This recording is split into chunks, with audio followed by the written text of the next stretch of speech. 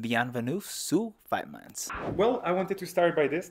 First of all, how do you feel? Welcome to Mexico, because it's something special to headline something like this that we haven't seen in like many years. How do you feel? I feel awesome, man.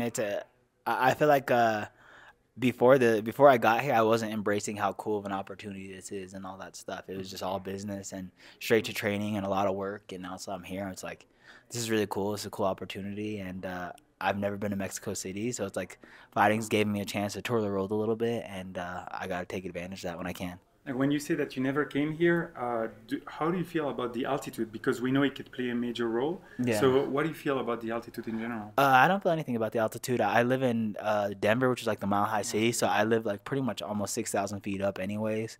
So 1,000 feet difference, I don't think is too big of a difference. But that being said, is we did a lot of training in the mountains for this fight. That's good.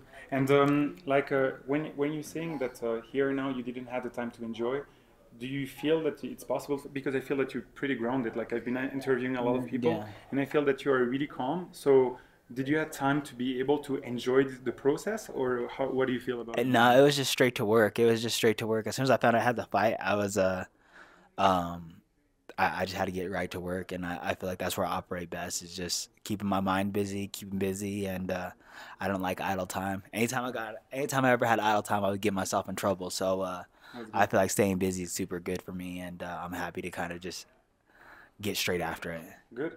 And we know that you already had a fight once, and you have two very explosive styles. Uh, is there something that you learned from the first fight that you think that you could change, or something like this? Just be a little more measured. I think I was trying to highlight rhythm that first fight. I was like did like 3 spinning back elbows, and it's like maybe just like 2 this fight, Okay, at good. least not 3 in the first round. Change it up a little bit. Yeah, Okay, yeah. good. So.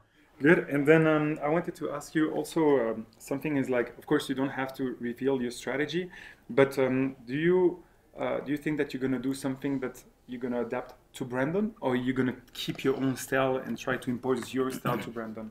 I'm definitely gonna keep my style and then maybe ramp my style up a little bit. But there's definitely a few tricks that I have like ready for Brandon, or like things I'm expecting, or like things that he's good at that I can kind of capitalize on. And you mean that because of the experience that you have with him on the cage, or because of the fights that you had? Because he made so many long rounds in the last time. So what are you basing?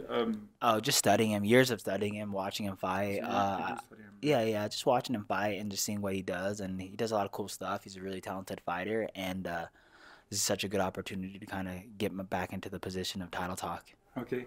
And do you feel that all the Mexicans being here at this moment, they're gonna put a lot of pressure? You know that Mexico can be like pretty loud. Yeah. And do you think that this can have an impact on you, or you really don't care at all? Yeah, I always like been saying this answer as a recent is when I was younger, I used to like knock on people's door and ask them to fight. Like going into somebody's country is nothing, especially if this isn't the city he's in or any of that stuff. It's like I literally been on someone's property and fought him, so this isn't nothing to me, You're honestly. not paying for that, so you're not being paid for that. Yeah, yeah, yeah, for free. I don't know who's with them, their brother. I'm asking their mom if so and so's here, so I can go fight him. So it's fighting someone in their country is not a big deal to me, and I've been booed before, I've been disliked before, and Okay. it is what it is, you know. And then I have a last question for you. At Fight Minds, we always have like this tradition, let's say, to ask this question. If you could talk to your previous self, like from 10 years ago, what would be the thing that you would say first? Keep hope, man. Don't put a limit to yourself. There's really no limits in life, and I feel like I've been discovering that more lately than ever. But when I was younger, I was like, you're never gonna like I was so negative in my head. I never thought I was gonna amount to anything. I never thought this fighting thing would go amount to anything.